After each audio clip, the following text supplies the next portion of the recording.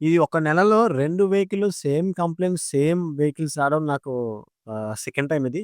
So, ఇది Bajaj Discovery 125 CC vehicle. దీనికేంటంటే timing chain కంప్లీట్‌గా సౌండ్ వచ్చేస్తుంది. ఎందుకొస్తుంది? మేబీ ఏయించుండకపోవచ్చేమో అనుకో తీరా ఓపెన్ చేసి చూస్తే అక్కడ గైడ్ అనేది కంప్లీట్‌గా ఇరిగిపోయి కిందకొచ్చేసిందండి. సో, అందువల్ల చైన్ బాగా సౌండ్ వచ్చేస్తుంది. ఇంకొక ట్విస్ట్ ఏం చెప్తాను చూడండి. 6 మంత్స్ బ్యాక్ ఈ వెహికల్ ఎక్కడో బోర్ చేపించారు. నాకు ఫ్యూజులు ఎగిరిపోయినాయి.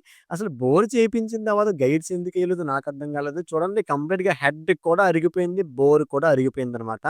సో, ఆ గమ్ అనేది బ్లూ కలర్ గమ్ ఎందుకేస్తున్నారో నాకు అర్థం అవ్వట్లేదండి. మళ్ళా కొత్త గైడ్స్ అట్లానే టైమింగ్ చైన్ తీసుకొని మొత్తం దానికైతే రీప్లేస్ చేయడం జరిగిందనమాట.